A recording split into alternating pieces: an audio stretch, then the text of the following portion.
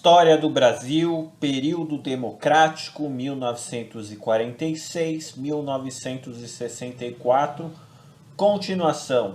Gente, vamos retomar aqui o nosso período democrático, dessa vez com o segundo presidente do Brasil eleito democraticamente pelo voto direto. Estamos falando de Getúlio Vargas, eleito em 1950, eleições de 1950, e governando o Brasil entre 51 a 54, não completando seu mandato, que terminaria em 1955. Naquela época, os mandatos eram de 5 anos e não de 4. Getúlio Vargas, em 54, vai se suicidar. Famoso suicídio de Vargas, portanto não vai completar o seu mandato, tá? Então vamos entender o que esse governo Vargas, dentro do período democrático, realizou, o que é importante a gente chamar a atenção, tá? Lembrando o seguinte, gente, o governo anterior, do Eurico Gaspar Dutra, tinha sido considerado um governo ruim. Tá? O Plano Salt, vocês devem se lembrar, a gente falou na aula passada, foi um fracasso, aquele plano ligado à alimentação, transporte, energia, saúde, né? Foi um fracasso. A crise econômica estava muito forte e nós vimos também que o Brasil passou a se alinhar aos Estados Unidos na chamada Guerra Fria. A Guerra Fria, que foi a divisão bipolarizada do mundo entre capitalismo, representado ali pelos Estados Unidos, e socialismo, representado pela União Soviética, o Brasil se alinhou aos Estados Unidos.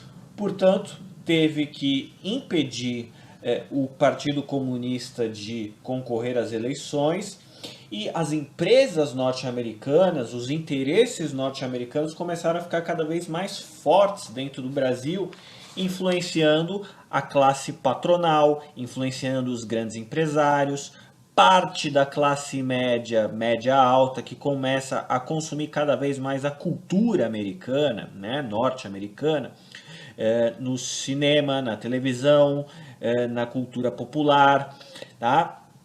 E o Getúlio Vargas, o governo Vargas, assim como os próximos governos, né, como em parte o Juscelino Kubitschek, mas nem tanto, mas principalmente depois o João Goulart, eles vão ter uma política nacionalista, tá? Uma política de valorização da indústria nacional, dos interesses nacionais, que vai colocar em xeque, vai criar uma oposição, uma bipolarização dentro do Brasil entre os grupos ligados ao nacionalismo econômico e os grupos mais ligados aos interesses norte-americanos, tá? Mas vamos olhar com calma, gente. O que é importante a gente dizer, gente? Primeiro a gente tem que lembrar o seguinte, tá? Vargas já havia sido presidente do Brasil por 15 anos, né? E a gente viu que na chamada Era Vargas, de 1930 a 1945, a gente teve três faces de Vargas. O Vargas provisório, né? Líder empossado à presidência em 1930 através da chamada Revolução de 1930 ou golpe de 1930. Depois a gente teve o Vargas constitucional, tá? Onde ele governou de 34 a 37. E depois a gente teve o Vargas ditador, que foi de 37 a 45. Né?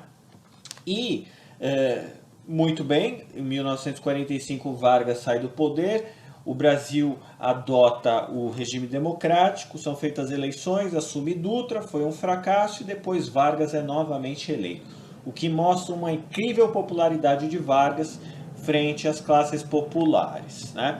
Quando Vargas é eleito, para vocês terem uma ideia, a propaganda dizia o seguinte: Vargas volta nos braços do povo, eleito pelo voto direto, pela primeira vez eleito pelo voto direto.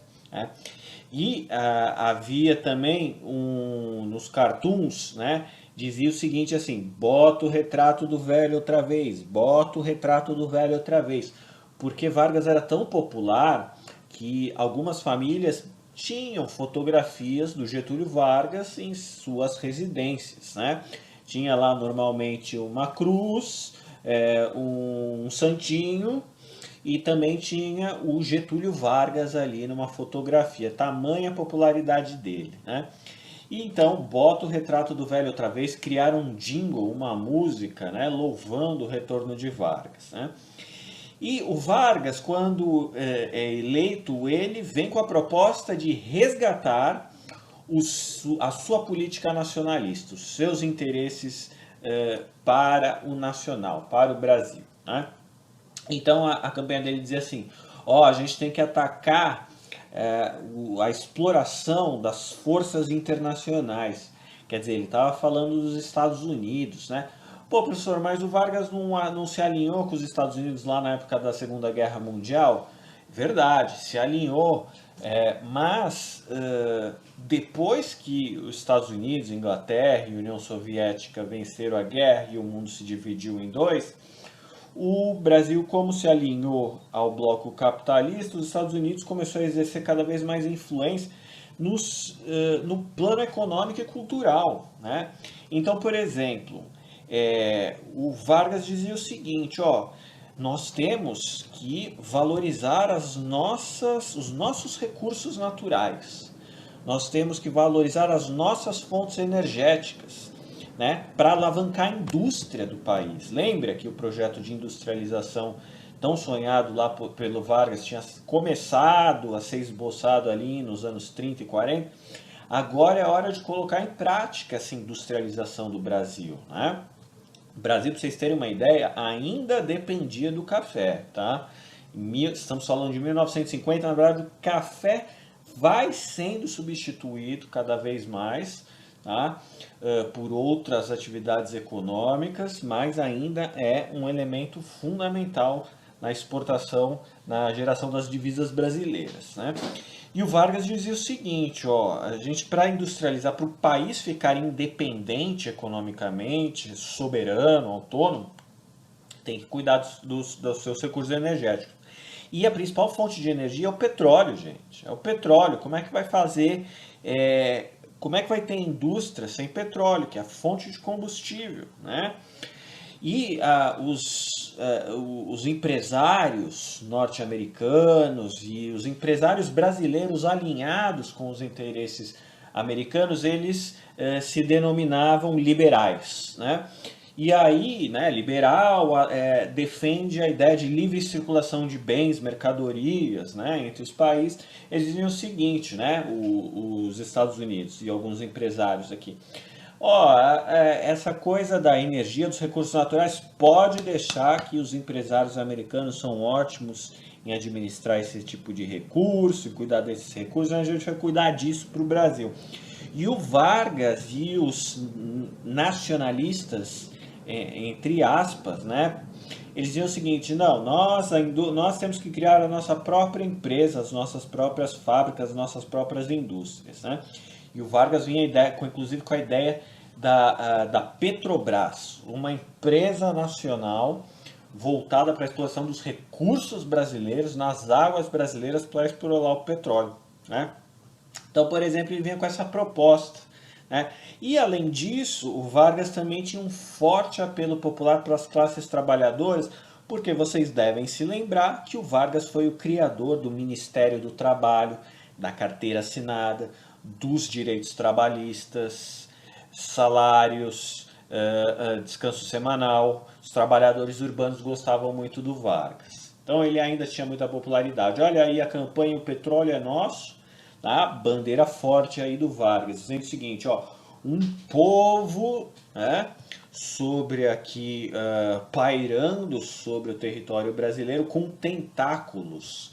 Opa, esses tentáculos desse povo aqui, eles estão querendo abocanhar o Brasil, né? Então paira uma ameaça sobre o Brasil, né, de interesses, forças internacionais, e o Vargas vinha com a ideia de proteger o nosso petróleo. O petróleo é nosso, esse é o lema da campanha, né? E lançou-se uma campanha forte que dividiu entre os grupos dentro do Brasil de nacionalistas, tá? Vou colocar até entre aspas, tá? Porque é um nacionalismo no plano econômico, mas não é um nacionalismo daqueles que a gente viu lá no fascismo, no nazismo, que dizia que é xenófobo. É um nacionalismo mais no plano econômico, né? Os nacionalistas acusavam a oposição, né, de imperialistas por estarem alinhados aos interesses norte-americanos. Mas eu vou trocar aqui para não parecer muito ideologizado o nosso texto aqui. Vou colocar liberais, tá? Embora também esteja entre aspas, porque eles não eram totalmente liberais no plano cultural, por exemplo. No plano cultural, eles eram bastante conservadores, né? Na economia, eles eram a favor de abrir as fronteiras, né? Então, vamos dar uma olhada aqui. Olha só, mais registros históricos da campanha O Petróleo é Nosso, né? Associado a Getúlio Vargas e a descoberta no campo da direita aqui, ó, na fotografia da direita, a descoberta do petróleo na Bahia. Gente, petróleo dá para fazer muita coisa, fonte de energia, combustível, plásticos, né? Ele alavanca muito da industrialização de um país, tá? Um país que não tem petróleo, como é que faz? Tem que comprar os produtos fabricados pelos outros países que têm indústria, tá? E não adianta só ter petróleo, tem que ter uma empresa de exploração, né, com alta tecnologia. E onde é que vai comprar essa tecnologia? No caso do Brasil, tem que comprar tecnologia do exterior. Tá? No caso de um país desenvolvido, a tecnologia é produzida dentro do próprio país. E ela é produzida dentro do próprio país porque tem universidade, tem cientista, tem gente estudando, tem gente formada em engenharia, química, biologia, tá? No caso do Brasil, que mal tem universidade, não tem ciência, não tem pesquisa, tá engatinho. Então Vargas, ele vinha assim, ó, tem que ser tudo junto, tá? Tem que ter tecnologia também. Então, portanto, tem que ter universidade e investimento na ciência pesada, tá? Então, é importante a gente entender de onde vêm as coisas, tá? Olha só, mais registros do Petróleo é Nosso aqui, né? Isso aqui é a propaganda varguista, né? Ele dizia o seguinte: a luta contra o entreguismo, né? Quem que quer dizer entreguismo, gente? A quem Vargas estava se referindo quando ele falava na luta contra o entreguismo? Ele está falando contra os grupos, entre aspas, liberais, né? Ou, entre aspas, entreguistas, ou, entre aspas, imperialistas, que era o grupo dos grandes empresários e de parte da classe patronal, e de parte da classe média alta, né? E quem representava esses grupos, gente? Esses grupos entreguistas, segundo Getúlio Vargas, né? Quem representava esses grupos, vocês devem se lembrar, era o partido da oposição, chamado UDN, União Democrática Nacional, cujo líder era um nome importante, Carlos Lacerda. Carlos Lacerda, líder da União Democrática Nacional, apoiado pelos grandes empresários, apoiado pela grande mídia, tá? A Rede Globo, por exemplo, era uma grande apoiadora do Carlos Lacerda, né? Grandes jornais, né? Estadão, né, apoiava Carlos Lacerda. As classes médias altas urbanas apoiavam Carlos Lacerda, que vocalizava, né, que dizia o seguinte, ó, o Vargas, lembra do passado do Vargas? Vargas era um ditador, né? O Vargas ele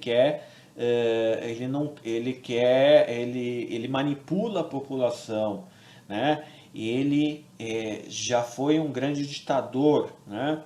Ele quer deixar o Brasil preso aqui, ele quer, nessa política nacionalista aí do Vargas, o Vargas vai acabar sufocando o Brasil, não vai conseguir conter crise econômica nenhuma que o Brasil está passando, porque o futuro é abrir as fronteiras, tá? para os empresários americanos que vão explorar muito bem os recursos aqui, vão gerar lucro aqui dentro do país, né? E aí, em resposta, os grupos nacionalistas, entre aspas, e Getúlio diz o seguinte: não, esses empresários aí, eles vão explorar todos os recursos aqui, mas eles vão remeter todo o lucro dessas atividades lá para o país de origem deles. Então começou-se uma grande disputa política e ideológica no Brasil. O Brasil ficou realmente bipolarizado, né? E em 53, Vargas obtém uma vitória, né? A campanha do petróleo é nosso teve sucesso. Em 1953 é criada a Petrobras, uma empresa estatal responsável pelo monopólio total da extração e, em parte, pelo refino do petróleo no país. Porque extrair o petróleo é uma coisa, refinar ele é outra. É outra tecnologia, ou são outras máquinas, outros técnicos, outros profissionais, outro conhecimento. Tá? Então, a Petrobras, né, responsável pelo monopólio da extração do petróleo nas águas brasileiras. Tá? Já os grupos liberais falavam o seguinte: isso aí é uma derrota, né? Porque essa Petrobras aí vai ficar ideologizada ali pelo Vargas, né? Vai se tornar um antro de corrupção e o melhor seria mesmo criar a Petrobras, né? Com X mesmo, para mostrar que é estrangeira e que vai ser aberta ao capital internacional. Né? Então ficou aquela briga, mas a Petrobras saiu vitoriosa. Né? Acontece que a oposição não vai aceitar e a oposição vai lançar uma campanha pesada de difamação do Getúlio Vargas, né? Vai dizer que vai se unir uma força-tarefa ligando a grande imprensa e os grandes empresários e Carlos Lacerda e a União Democrática Nacional contra o Vargas, né? E eles vão dizer o seguinte, ó. Eles vão dizer o seguinte, deixa eu melhorar a cor aqui. A Tribuna da Imprensa, né, que era um jornal ali ligado ao Carlos Lacerda, vai começar a articular, vai começar a pregar abertamente um golpe de Estado para derrubar o Getúlio, né? E começa aquela coisa, não se sabe se os fatos são verdadeiros ou não, né? E vai ter um acontecimento marcante nesse período, né? Que vai culminar vai acirrar ainda mais essa bipolarização entre esses grupos, tá? Nacionalistas versus liberais, né? Primeiro é o seguinte, crise econômica. O Brasil estava numa crise econômica em 1954 e ele vai tomar uma medida populista, tá? Para fazer uma contraposição a essa imagem que a imprensa estava tentando construir dele, jogar Vargas contra os trabalhadores, né? E o Vargas vai autorizar um aumento de 100% do salário mínimo, tá? Atendendo a proposta do seu ministro do Trabalho, João Goulart, né? De uma forma de fortalecer o seu prestígio diante das classes trabalhadoras, tá? E dar um recado para a classe patronal dizendo o seguinte, ó, vocês estão tentando me derrubar, inventando um monte de mentira aí no jornal, na imprensa, tá? Mas os trabalhadores vão estar do meu lado porque eu vou aumentar em 100% o salário mínimo. Segundo o meu ministro João Goulart, é possível fazer isso, né? E a classe patronal, né, vai ficar revoltadíssima, porque agora ela vai ter que pagar um salário muito maior para os seus funcionários, né? E a classe patronal vai dizer assim, como é que eu vou pagar um salário muito maior para os meus trabalhadores se a economia está em crise, né? Você vai acabar com o país dessa forma, né? E os Estados Unidos, né, os representantes dos Estados Unidos, através dos diplomatas, através dos embaixadores, né, e através de empresários que atuavam aqui, eles vão começar a avisar o governo americano, né, o serviço de inteligência americano, falar o seguinte, ó, a situação no Brasil é o seguinte, tá? O presidente aqui, o tal de Getúlio Vargas, né? Ele é muito esquerdista. Ele está se apropriando, ele está com muito simpático a ideias nacionalistas, de preservar os interesses do Brasil mesmo e não quer saber de abrir o país para o nosso capital aqui, para o capital estrangeiro, o capital internacional, o capital norte-americano. E aí o serviço de inteligência norte-americano começa a vigiar com mais cuidado a situação do Brasil. Lembrando que a gente está no contexto da Guerra Fria, tá? Então, esse olhar sobre países aqui da América Latina não era apenas sobre o Brasil, tá? Olhava-se muito para a Argentina, para o Chile, e o Chile também tinha governos parecidos, com políticas parecidas com essa do Vargas, né? Então isso gerava desconfiança, né?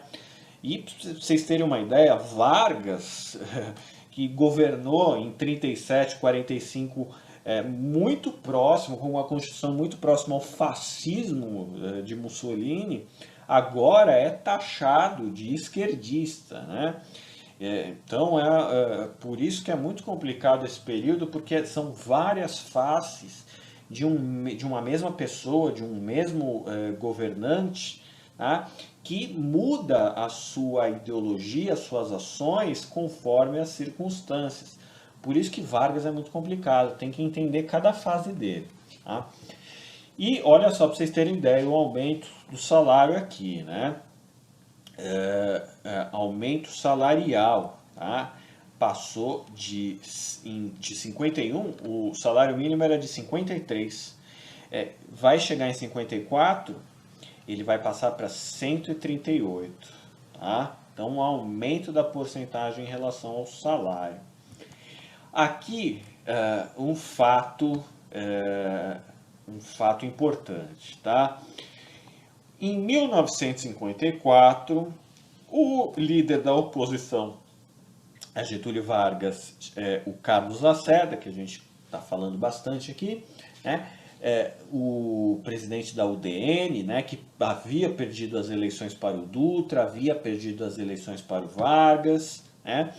Ele é vítima de um atentado. Vítima de um atentado, né, uma tentativa de tiro, onde ele leva um tiro no pé, tá? Mas o seu segurança morre nesse atentado, né? E esse atentado ficou conhecido como Rua do Toneleiro, atentado da Rua Toneleiros, porque foi exatamente na Rua Toneleiros, no bairro de Copacabana, na cidade do Rio de Janeiro, que aconteceu, né? O segurança do Lacerda, que era o Rubem Vaz, ele morre nesse atentado e vira um escândalo essa tentativa de assassinato do Carlos Lacerda, né?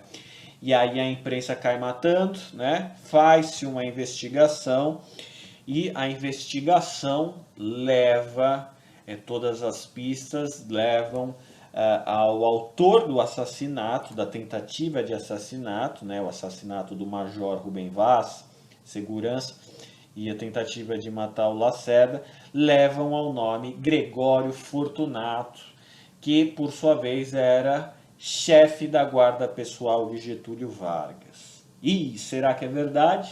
Será que foi realmente o Gregório Fortunato? Será que não foi? Não se sabe exatamente, tá? As investigações apontam que teria sido o Gregório Fortunato, mas nunca se chegou a cravar, né? Se comprovar exatamente, né? Não havia exame de DNA, não havia DNA não, exame de exames precisos para identificar o verdadeiro mandante do crime, tá? O fato é que a mídia isso serviu de pretexto, tá? para que lançasse-se uma campanha forte contra, exigindo a renúncia de Vargas. Tá? Os militares começam a se manifestar contra Vargas, exigindo a sua renúncia, e Vargas vai ficando cada vez mais isolado, somente com as classes trabalhadoras. Tá? Mas as classes trabalhadoras, elas, por sua vez, também estavam junto com Vargas, mas, por outro lado, elas também tinham que competir com a elite do país, né, e parte das forças militares. Então o negócio fica muito complicado. E o Vargas, no dia 23 de agosto de 54, né, ele afirma o seguinte: não renunciarei, só morto sairei do catete. O Palácio do Catete, que era o palácio da presidência na época, né? Quando a capital aqui era no Rio de Janeiro ainda, tá, gente? Tá? Só com Juscelino que vai lá para Brasília. Aqui ainda é no Rio de Janeiro, no Palácio do Catete, no bairro do Catete. Né? Então Vargas diz o seguinte: só morto sairei do catete. Né? Isso aconteceu, essa frase foi pronunciada, né? Saiu no jornal Última Hora, essa frase. Tá? E pouco tempo depois, Vargas é encontrado morto em seu aposento dentro do Palácio do Catete, com um tiro desferido no próprio peito. E a notícia do dia seguinte diz o seguinte: Getúlio Vargas suicidou-se. Extra, extra, extra. Um grande fato, um grande choque nacional, principalmente, notícia internacional. Um presidente se suicida, né? E deixa uma carta testamento ainda, tá? Isso gera uma grande comoção popular, a população sai às ruas, muita gente chorando. Tá? Vargas era muito querido nas classes mais pobres. Né? E o Carlos Lacerda, por sua vez, foge do país com medo de uma reação popular e vai lá para os Estados Unidos. Né? E a UDN fica toda com medo do povo, o povo sai às ruas, o povo de luto, tá? A nação, e o povo sai quebrando os carros da Rede Globo nas ruas do Rio de Janeiro. O povo ocupa as praias, o povo acompanha o cortejo, né? Do corpo de Vargas, de luto à nação, extra, extra, extra. E Vargas fica para sempre na memória do país, e Vargas, inclusive, com a sua morte, ele vai influenciar fortemente as próximas eleições, porque os próximos presidentes que vão ser eleitos, o Juscelino Kubitschek e depois o vice-presidente do Jânio Quadros, que é o João Goulart, eles ainda carregam uma bandeira getulista muito forte, né? E aí, com isso, a gente vai ter o fantasma de Vargas assombrando Carlos Lacerda, assombrando a UDN, até que esse fantasma, vão tentar matar esse fantasma em 1964, com o chamado golpe militar de 1964, que é o que a gente vai ver mais pra frente um pouco, tá? Nas próximas aulas a gente vai olhar o governo Juscelino Kubitschek e o governo Jânio Quadros, João Goulart, até chegar no golpe de 64, tá? Bom, gente, para finalizar, Vargas, quando morre, deixa como seu vice o Café Filho. O Café Filho vai ter problemas de saúde, vai se afastar, e aí, no lugar do vice-presidente, quem assume é o presidente da Câmara dos Deputados, Carlos Luz. E o Carlos Luz também vai em um certo momento renunciar, e depois quem vai finalizar o mandato é o Nereu Ramos, né? Presidente do Senado. Olha a bagunça então. Getúlio Vargas se suicida, Café Filho é o vice, assume, se afasta por problemas de saúde, o presidente da Câmara dos Deputados, Carlos Luz, assume. Ele depois renuncia, né? Inclusive ele era da União Democrática Nacional. E aí quem finaliza é o Nereu Ramos, presidente do Senado, que convoca novas eleições. Tá? Então é isso, gente. Na próxima aula veremos Juscelino Kubitschek. Um abraço.